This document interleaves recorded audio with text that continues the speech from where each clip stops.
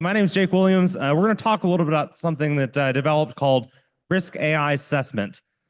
Everybody today is being asked to go in and ultimately determine how much risk is in particular AI applications. If you walked around the vendor floor at Black Hat or RSA this year, how many applications, how many vendors touted the fact that they have AI in their apps? All of them, all right? All of them. And so I'm being told to go use things like the NIST AI RMF, which is interesting and also the wrong tool for the job. And then there's things like the DOE AI RMP, right? The risk management playbook, which is fantastic as long as I have time to work through the 141 different playbook entries, which I don't, right? And so I developed something that's much, much quicker. It's 8 categories. I'm going to walk you through it a little bit here.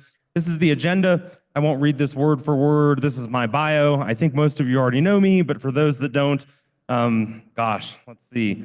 I'm that guy that did the fun forensics on the Hunter Biden laptop. I'll never be able to unsee that. One day I'll be able to speak about that. That'll be fun. Otherwise, Russian intelligence loves me. They formally endorsed my cybersecurity skills, and how many people can say that, right?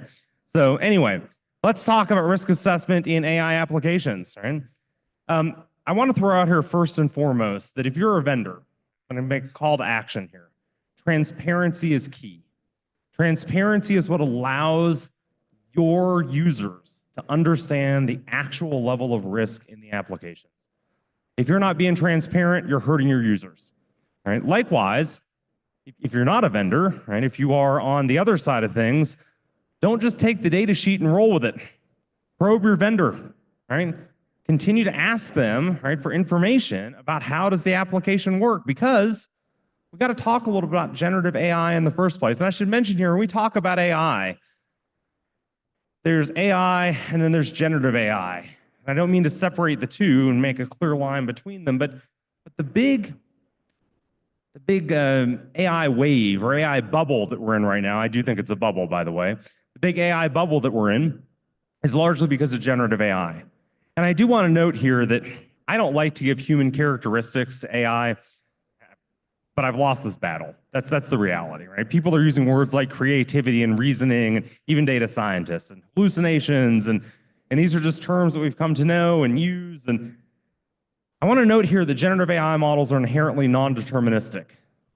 And this is really good for brainstorming. We're using a generative AI, a ChatGPT, a Gemini, Copilot if you so desire, what have you. But ultimately, it's great for using those to brainstorm. It's horrible from a risk management perspective. Think about the last time you pen tested a web app, or any application for that matter. When you run a particular input and you get an output, you don't run that input again. You don't need to, because the application's deterministic. You don't ever have to wonder, by the way, if you run that input again and you get a different output, your test sucks, right? Or there's something wrong with your application that you have not yet accounted for. You need to go back and address that, right? But generative AI is inherently non-deterministic. That's a big word for probabilistic or roll of the dice. That's why I've got the guy coin flipping up there, right?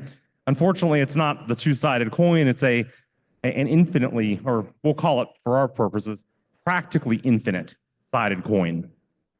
Now, you can mitigate some of these risks by bringing AI in-house. But by the way, now you have 2 problems. Now you have to manage your own AI in-house. And by the way, that only partially mitigates the problem anyway when you're able to fully control things like temperature, right, which is a fancy word for how creative do we want the AI be. And there are parameters like top P or top K, for instance. That can limit some forms of non-determinism risk. By the way, for the data scientists out here who I know are screaming, yes, you can make a generative AI model deterministic by setting top K to 1, and then the performance falls off a cliff. Right? So anyway, moving forward, right? So let's talk about when I first get into looking at a generative AI application, job number 1 is identifying data flow. I have to analyze data flow and find out where is generative AI being used, because this non-determinism problem makes testing an absolute bear. Right? And I can't afford to go through and run hundreds or thousands of tests across every piece of the application. I have to understand where in the app is generative AI used? And the answer there typically is very small portions of the application. Now, this gets back to traditional threat modeling. And if you've ever done traditional threat modeling, this comes down to trust boundaries. Every time data goes into a large language model or a generative AI app, right, it can be a black box. I don't care whether you run the LLM or not. And every time you take data back out of it, you're crossing a trust boundary, right? That's it. And so those are the non-deterministic points. Those are where we have to go run lots and lots of tests. How many tests? That's for you to decide. That's for you to work through your risk. I'm going to talk more about how to assess that risk. But that's for you to think through how many tests is enough for us to really come to a comfort level given our risk acceptance thresholds, our risk acceptance criteria. So now, this is actually pretty easy, right, to go map in an application because all you need are data flow diagrams, and we all have data flow diagrams for all of our applications, right? Oh no, we don't have those? That's because we're using the Agile methodology. Now, I do want to note here that I've used Agile. I've actually read the Agile manifesto, and nowhere in the Agile manifesto does it say, hey, by the way, stop documenting stuff. Don't create data flow diagrams. There's no need for any of that. Right? It doesn't say that anywhere.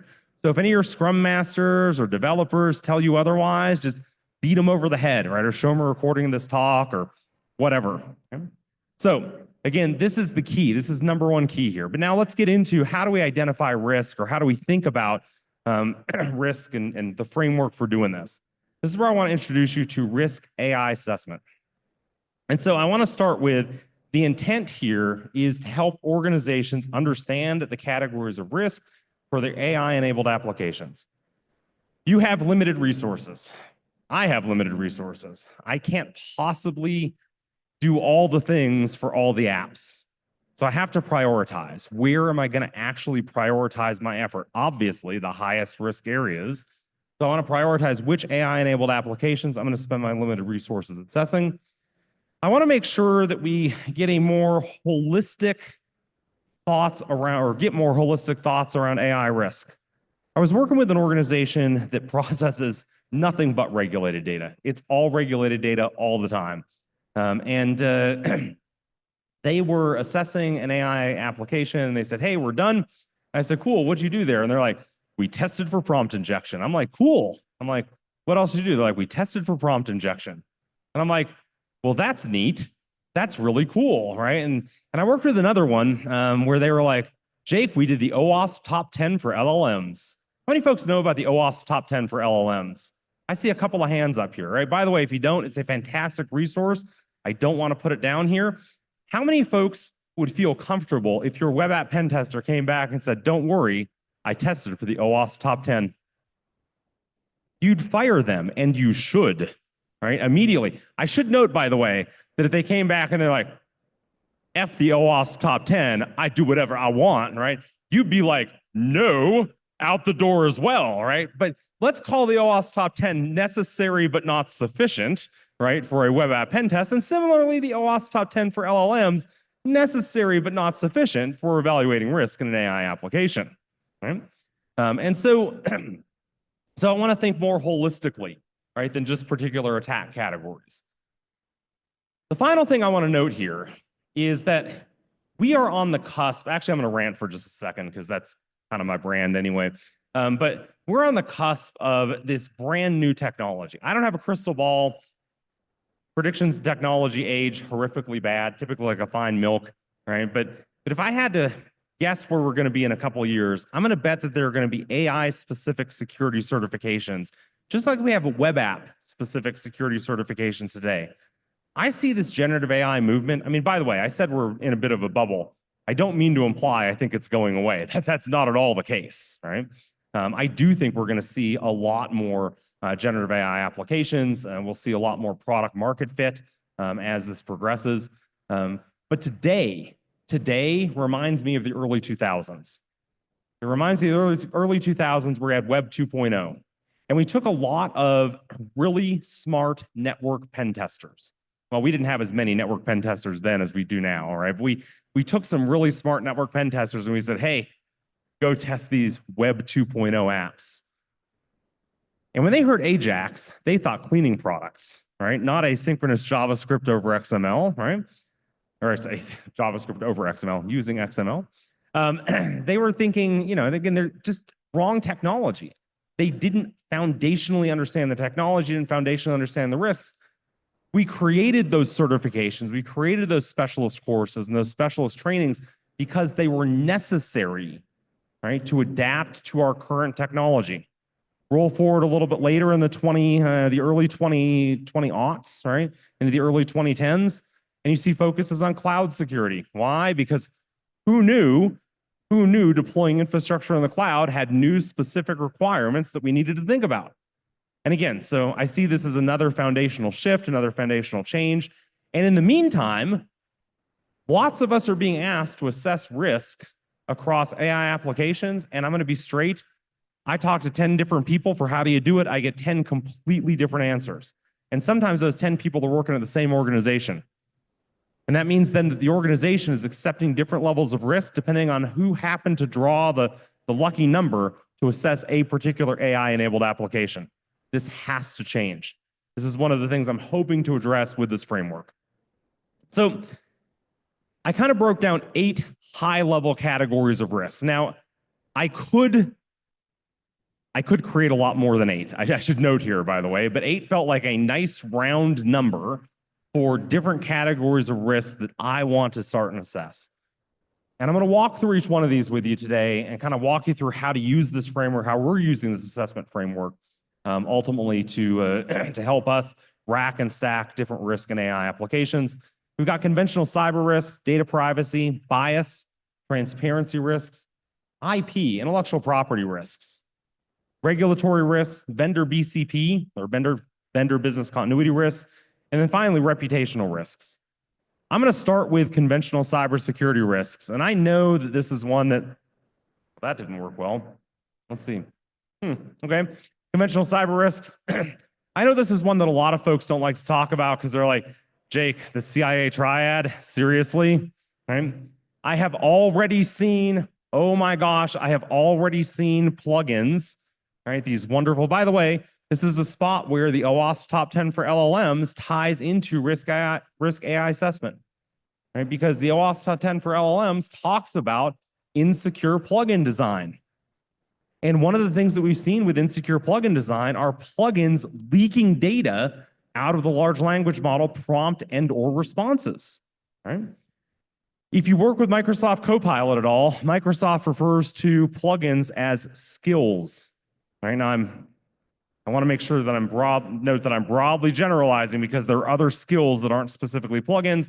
But basically here, when you hear Microsoft refer to a skill, typically what's happening is your prompt, the data that you're putting into Copilot, right, or the prompt that you're putting into Copilot, it's looking at that and saying, instead of just using the large language model and or retrieving some data, this is a retrieval augmented generation function, instead of just retrieving some additional data, I'm actually going to take that and I'm going to take that data and go run a plugin someplace. So let's say, for instance, your data had a FedEx tracking number and there's something that looks like a FedEx tracking number. The large language model cannot know anything about your FedEx tracking number.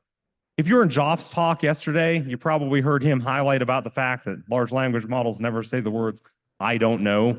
They'll hallucinate for you a lot. By the way, with the right prompt engineering, you can get the large language model to say, I don't know, when it has a low confidence, but let's just shoot from the hip here and say, generally, it doesn't do that. And so it sees something that looks like a FedEx tracking number, so instead of making up something about that, it does the smart thing and goes and queries FedEx. It needs a plugin to do that. I've already seen plugins leaking data. This is obviously a confidentiality issue, right? So, by the way, what happens? We trust FedEx, obviously. FedEx rocks. They have great cybersecurity. They're not going to leak my data, right? But what happens if that plugin erroneously is sending stuff that's not a FedEx tracking number over to FedEx? And now, suppose that plugin doesn't use FedEx. Let's say that it's some less reputable vendor. And now we're leaking data out to that vendor. We've already seen that. These are confidentiality, integrity, and availability risks. This is the traditional CIA kind of stuff, right? Okay. I guess maybe I should stop moving around here because I see this going in and out, and maybe if I step, is it someplace special? Okay, anyway. So Again, realistically, this is going to follow most of the same principles as non-AI systems. I'm going to presume this is the least interesting thing we're going to talk about. Let's talk about data privacy risks. Data privacy risks in AI cover a really wide range of concerns, whether that's regulated or sensitive data disclosed in prompts, sensitive data returned by the large language model that was actually part of the large language model's training data, logging of sensitive data in the prompt or returned data, and handling of that log data. Who remembers the Facebook breach? Ha ha ha ha ha, right? Because now the question is which one, right? But there was a really fun Facebook breach many years ago where they talked about them losing plain text passwords, asterisk again, right? Then you remember the one that was, they had a debug server where they had turned on post logging, post variable logging, right? Your password gets posted, right? Typically, post variables do not get logged in plain text. They should never get logged in a web log, right? But they turned on post logging for debug. That server got promoted into production, and users who logged in on that server, or where that server handled those logins, captured those plain text passwords and sent them to logs. And then those plain text passwords went everywhere those logs were forwarded, like your Splunk, right? Or whatever your Sentinel or whatever your SEM happens to be. And so we have to think about the sensitive data here. And by the way, logging, always important, is now extra important when we talk about generative AI because of non-determinism. It used to be the case, and is the case with most applications, that if I know the input and I know the application, I already know the output. I don't need to log the output as well. I can't do that with generative AI because remember, it's non-deterministic. I could rerun that input and I could get a guess of what the output was. I don't know what your lawyers think. My lawyers generally say guesses are not good enough, right? Particularly when you get into material issues, like liability and what have you. And then of course, there's always the concern, right? Will my prompts or responses be used to train new AI models? Yikes, right? Now, I do want to note here, I give a talk, at different venues here. I've got the time to talk quickly about this. The odds of your data that you submit in a prompt or a response, even if what you submit in the prompt or the generative AI returns in a response, even if OpenAI or whoever wants to train on your data, the odds of that data being regurgitated verbatim, right, your sensitive data being regurgitated verbatim to some other user is infinitesimally small. And I want to walk you through a quick example here that you can take back to anybody else that's worried about this. They don't have to be mathematicians, none of that. Who ever use predictive text on your cell phone, right? Yeah, of course we do, right? I do. Predictive text as I type. That uses the last dozen, 24 words or tokens, right? Basically to predict the next word. I usually explain this whole token prediction sequence to Trekkies, right? If I say to boldly go, right? That's what we call a trigram, right? And so 3-gram, right? To boldly go. You know what comes next, right? You know what predictive text comes after that, right? Now, generative AI is working on typically phenomenally larger data sets than this, right? And this is your context window that you may have heard referred to in earlier talks. This can be up to 128K in some models. Typically, it's 8K to 32K, depending on your model size. And so it's operating off of that to go predict those next words. The whole set, right, for the next word that comes next. And I want you to think about for a second that if you have sensitive data that you're worried about being regurgitated out of a large language model, that sensitive data itself must be novel. Let's say, for instance, we're worried about trade secret disclosure. Everybody's worried about disclosing their trade secrets. What if somebody put my trade secret in ChatGPT and OpenAI trained on that data? Well, let's presume for a moment that you have, actually, before I do this, if I say the word Apple, thinking like to boldly go, if I say Apple, what word comes next? Pi, phone, iPad, MacBook, right? All the common words. Well, those obviously won't be trade secrets. Let's work for a second here and presume for a minute you have a trade secret involving Apple feet. Now, I know that sounds ridiculous because Apple feet is stupid, right? But all your trade secrets are novel and non-intuitive as well. And so you produce the word apple feet, right? How common is that going to be in any predictive text sequence? Because that's what generative AI is, right? The only way you're going to output that generative sequence is if somebody already knows more about apple feet, a lot more about apple feet. And even then, remember, the model is non-deterministic. And you can see this by simply reading OpenAI's response under oath to the New York Times lawsuit. Because New York Times produced this, and by the way, I want to be super clear. I'm not weighing in on the ethics of training on copyrighted data. Actually, I am. It's wrong. It's totally wrong. Pay the people who had the, oh, anyway, whatever. So, New York Times, right, sues OpenAI and says, hey, you've got all this data. All of our data here on the left side is our articles. Here on the right side is you outputting stuff verbatim that looks like our articles. OpenAI, as it turns out, has receipts. They came back and they said, look, you prompted like nobody else would. You input the first several hundred words of the article and said, what comes next? And even then, you did, in some cases, tens of thousands of attempts before you cherry-picked the one that you put in the article, or you put in the lawsuit, excuse me. All right? So now I want you to think about this from a threat actor perspective with our hypothetical trade secret around apple feet. The threat actor has to already know a lot about your trade secret. We'll say the first several hundred words of the article, if we're thinking the trade secret's the article. And then they need a Rosetta Stone to know which of the thousands or tens of thousands, maybe none, right, actually apply here. So I'm not saying data privacy is not a real thing, not a real risk. I'm saying that we have to think about it in context. Now, by the way, I'm not your regulator, right? Talk to them separately. They probably don't understand this either. But alas, very, very low probability issues here with data privacy. Let's talk about bias risks. Whew, man, I love talking about bias when we get into generative AI. Love talking about bias. People talk to me all the time like, Jake, I got to make sure my generative AI system doesn't have bias. And I'm like, well, that, my friend, is a fool's errand. And you clearly do not understand what you just asked for. Why don't I just divide by 0 while we're at it? Right? I'll fly right on over. I'll teleport to the next room. Right? Okay, so we're not going to remove bias. Why? Because there's so much bias. I'm not getting political here, but I want you to think for a second. Let's suppose that we wanted to, I don't know, let's suppose that I were a mega billionaire. We'll call me Space Karen. And let's say that I bought a social media site and completely destroyed it, but then I also wanted to make a not woke AI, right? I might step back and say, hey, I want to make sure that there are no left-leaning sources in that AI so that it's not woke or biased. Well, that itself is a bias. That's a selection bias, right? So if, for instance, on the other side of things, I said, I don't want any right-leaning stuff, and I said, let's remove Breitbart. Well, that's a selection bias, right? Now, I'm not saying that's right, wrong, or indifferent, but be real, that's a bias. There's bias in data selection, right? There's bias in the training data itself.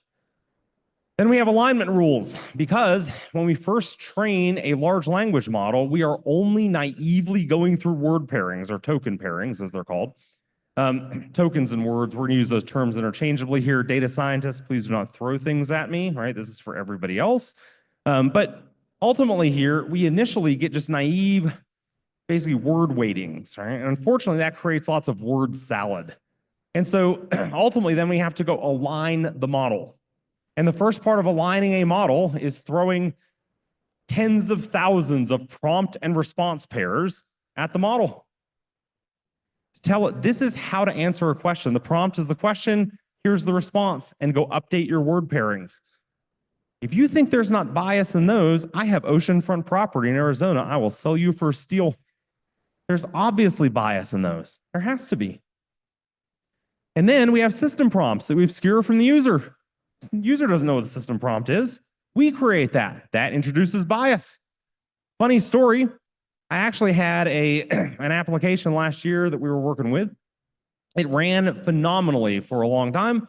And then some change in some rule on the back end of the model ultimately made all the output come back in Spanish. I don't know why. Mick's looking at me like I've got 3 heads. Yeah, Mick, I don't know either. Right? I do know it has something to do with our system prompt. right? I know that because when I removed the system prompt, everything came back in English. Not the way we wanted it. Of course, that's what the system prompt is for. And then we went through and bracketed around and figured out which sentence in the system prompt caused everything to start coming back in Spanish and massaged the language in that sentence until it stopped. Yep. And this is one of these fun with black boxes, right? Which is what generative AI is anyway, right? And certainly when we're calling it an open AI model, this was. And so these are ultimately filters, right, put in by the model. They change something. As a matter of fact, until November of last year, so the time I'm doing this, this wasn't even available. Until November of last year, OpenAI didn't even tell you when they had updated the filtering rules for a given API. They only added this fingerprint. And by the way, they don't tell you in advance, we're going to change something, right? They don't let you stick on the same fingerprint, but they do let you know, oh, by the way, this hash that gets returned, right? It changed, so you might want to update your testing again. Which, by the way, it changes so often, it's impossible for you to do, but okay, cool, neat, right?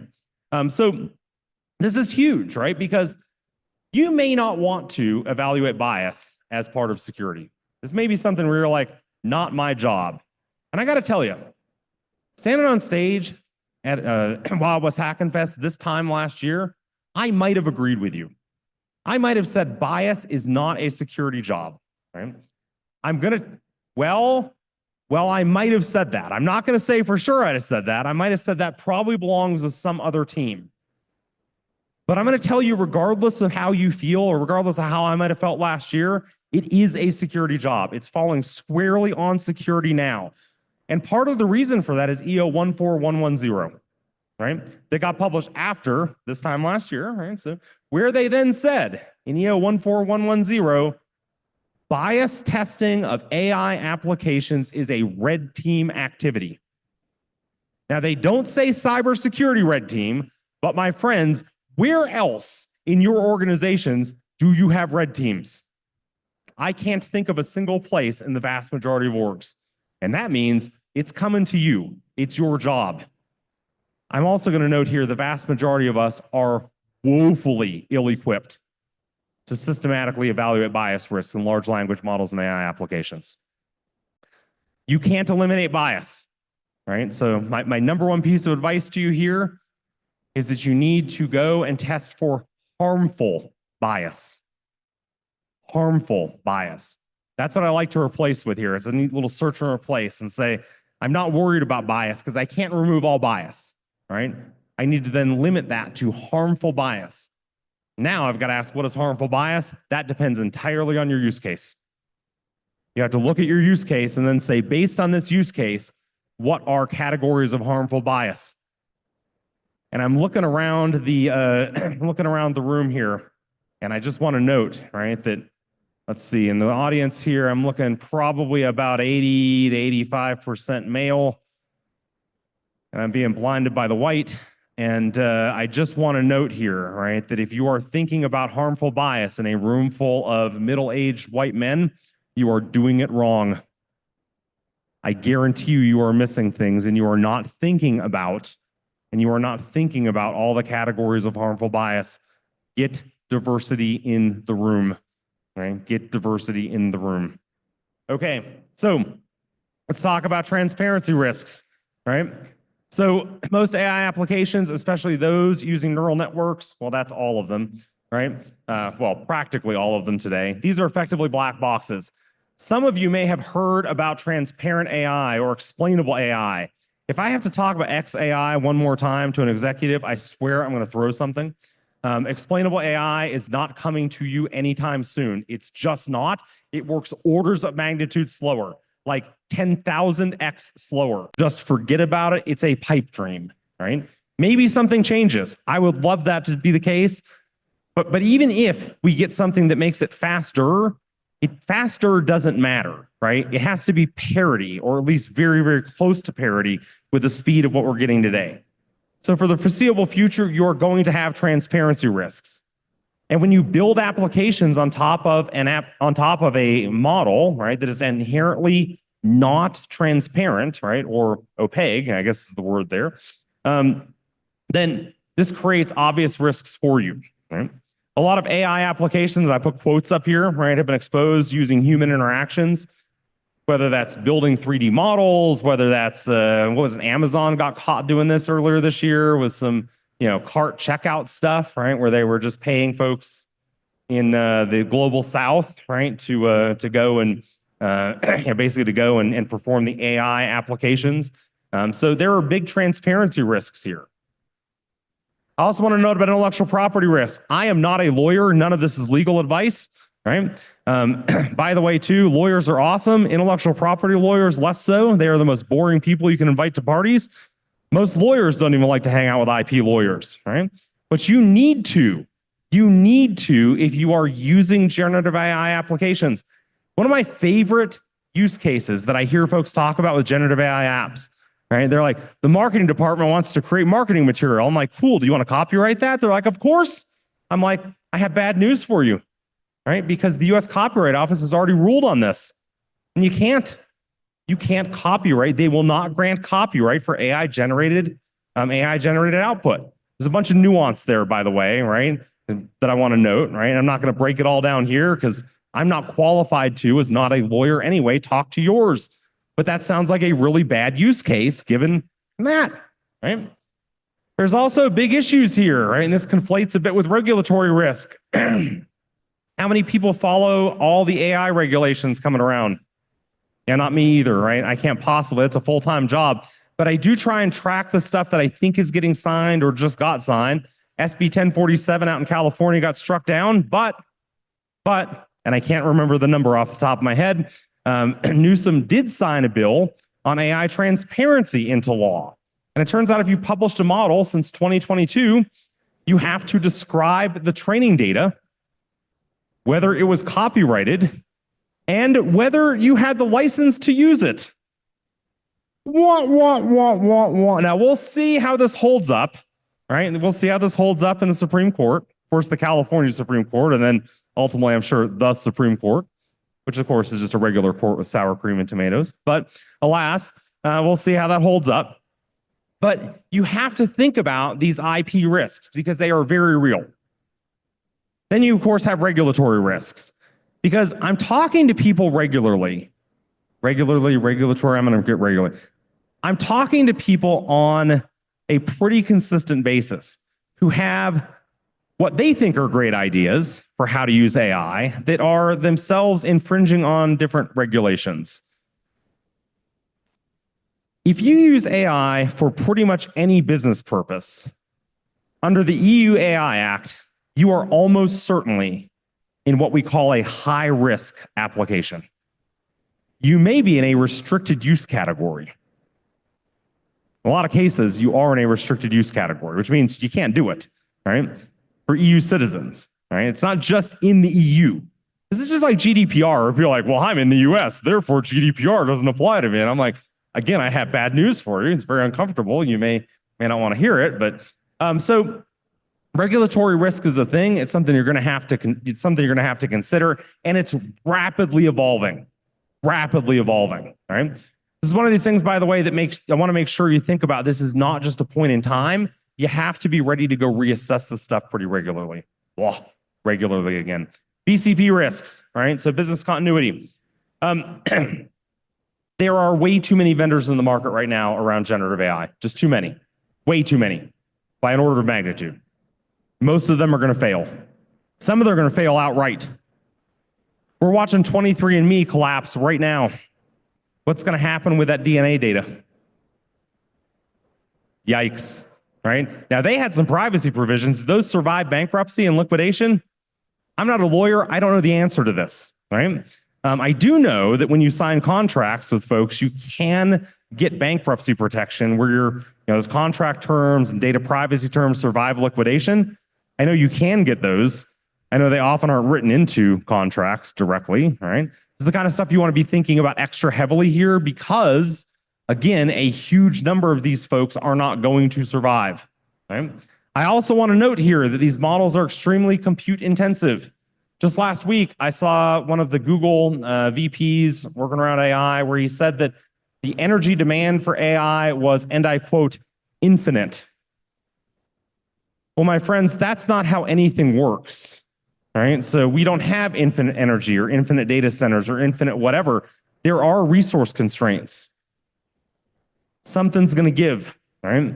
Now, I use AI on Azure. I'm developing projects for actually 2 different organizations right now on Azure.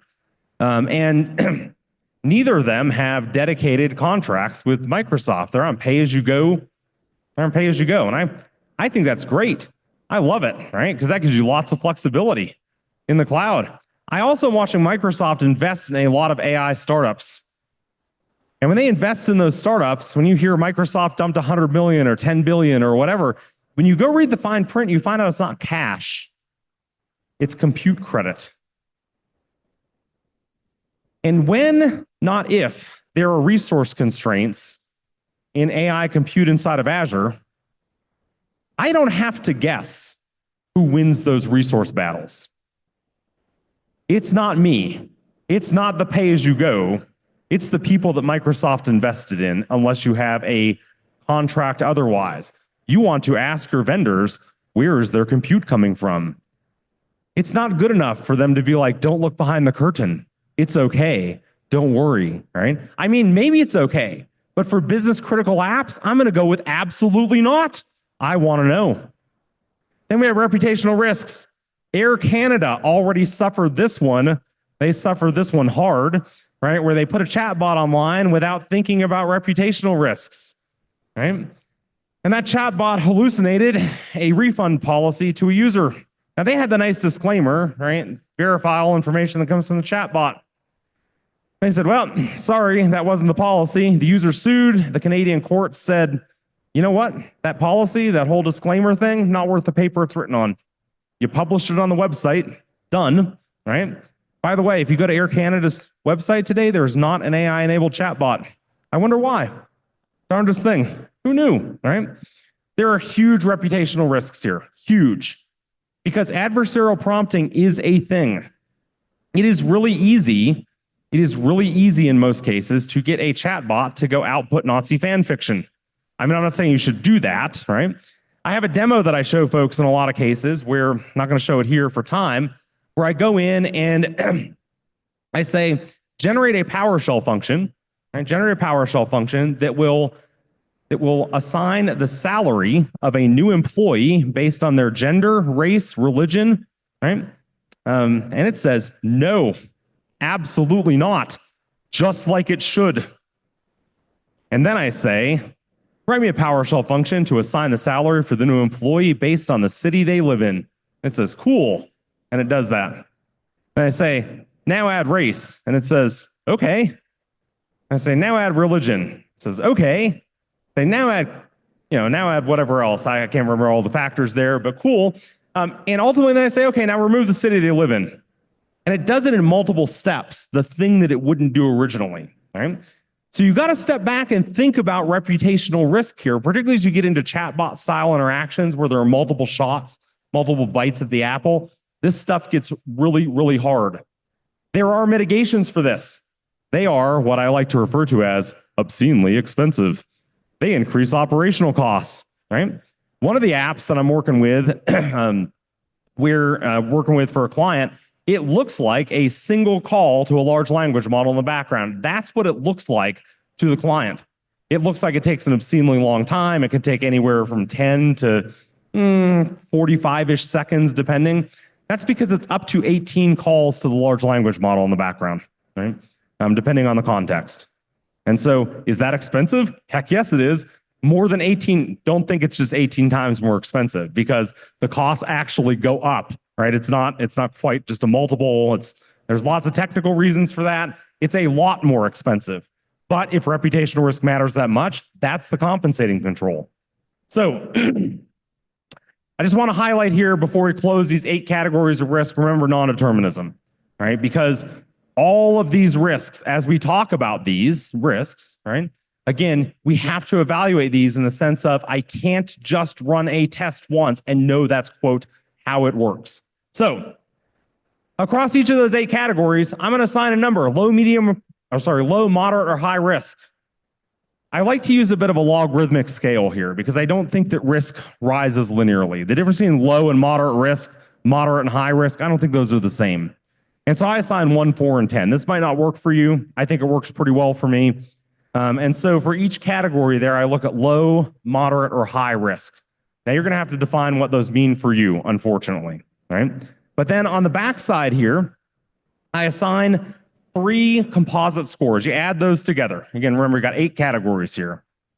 If you get less than 20 total, and there's no high-risk categories, I think you're in a pretty low-risk application. I probably don't need a lot of compensating controls there. This is something that I would love to spend a lot more time evaluating stuff. I'd love to evaluate every application and give my all into it. I don't have the resources. This is back burner, right? I get 20 to 29, that's moderate risk. This is, okay, cool, we'll deploy this. Compensating controls, lots of logging, ideally, right? Anything 30 or more, I want to avoid deploying this. All things equal, I want to avoid deploying this. And if you start thinking about this, remember 1, 4, and 10, 30 is a lot across 8 categories. If you have everything as moderate risk, you're in a high risk application, and you should be, right? If you have 1 or 2, right, high risk, you're almost certainly sitting in high risk here, right? And so this is really a systematic way that you can go in and look at a stack of AI-enabled applications and say, which one or ones, right? Because oftentimes, which one or ones are we going to prioritize? Because often I'm working with teams who can get through 5 or 10 application assessments in a given quarter, right? By the way, those are bigger teams, typically, if you're doing 5 or 10 application assessments in a quarter, but that's because their intake team is asking them to look at 200 or 300 of them, right? And again, how are we going to scale that? We're going to prioritize. Hopefully, this is going to help a little bit. So, some thoughts on applying this. This may not be the right tool for every job. I want to be super clear about this, right? As you get into very highly detailed assessments, this is the wrong tool for the job. It's absolutely the wrong tool for the job. Make sure you're using the right tool.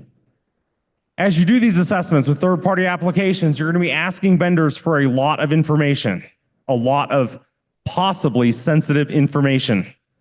How does your app really work?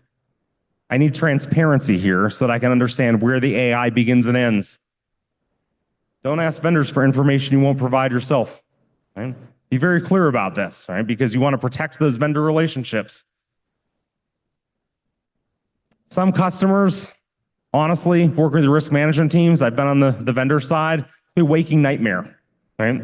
I'm not going to read this slide here because I'm a little bit short for time, but I do want to highlight here that, your contract value matters a lot. That really prioritizes how many questions you get to ask, right? Before the vendor says, go away, right? Or we're not doing business with you. That's a bad thing, by the way, because I see this happen a lot where teams get in, vendors that have already figured out, right, that you may not complete the purchase anyway, tell you to go away. You end up in a less secure product because that product would answer your question because they're desperate for the revenue, right? So again, sometimes third-party risk management is actually negatively impacting security with their demands. Let me talk about a couple of spaces here between or comparisons here, Risk AIssessment versus the OWASP Top 10.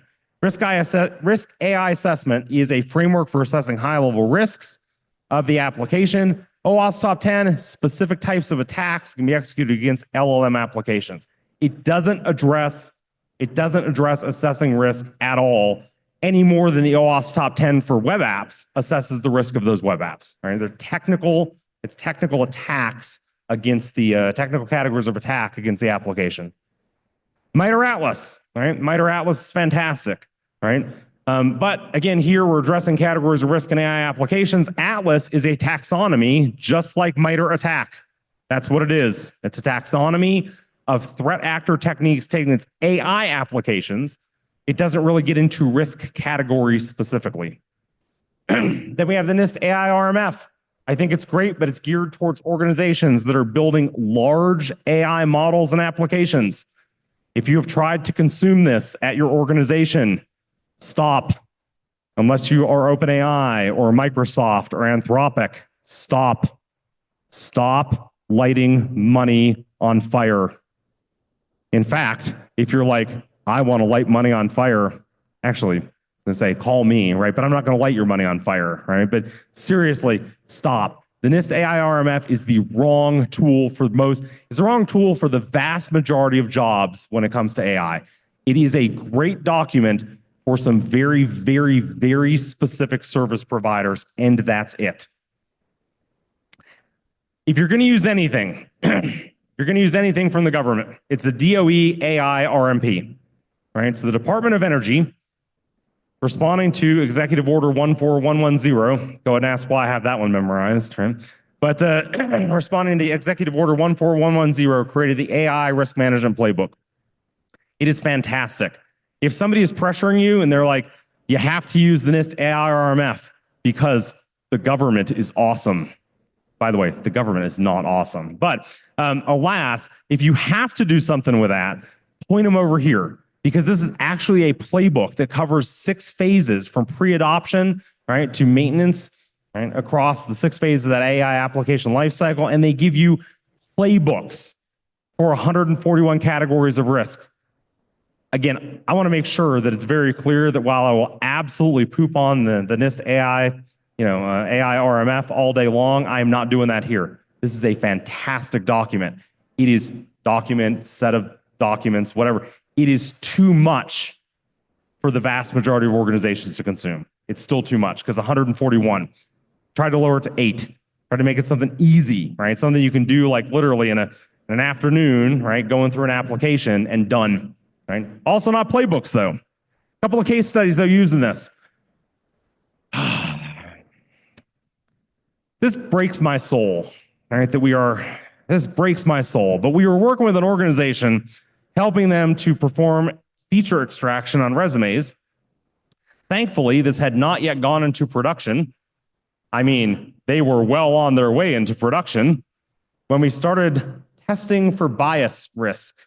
They had tested for all kinds of technical issues, but testing for bias risk, their internal system uses years of experience as integers. Many of you, integers being whole numbers, right? For those that aren't computer sciencey folks, many of you probably have resumes that show things like, I started in February of 2002 and ended in May of 2003, right, in a job. Hopefully you're at a job longer than, actually, I don't care. Hopefully, whatever, nothing. Whatever, you're at a job, not fixed round numbers of years. Has to do something here to round up or round down, right? And it turns out that as we started testing for bias, we found out that it had inconsistent behavior in its rounding. And we discovered that inconsistent behavior had a lot to do with the waspiness of your name, right? Of your last name. It turns out that if you had a nice waspy sounding name, it would typically round up. And if you had a less than waspy sounding name, it would typically round down. And this sounds like an awesome way to get sued out of existence. Thank goodness this got discovered before it went into production, right? And if you're like, why would this be a thing, right? Before anybody's like, someone would have to actually program that. No, they wouldn't. No, they wouldn't. These tools, these large language models are built.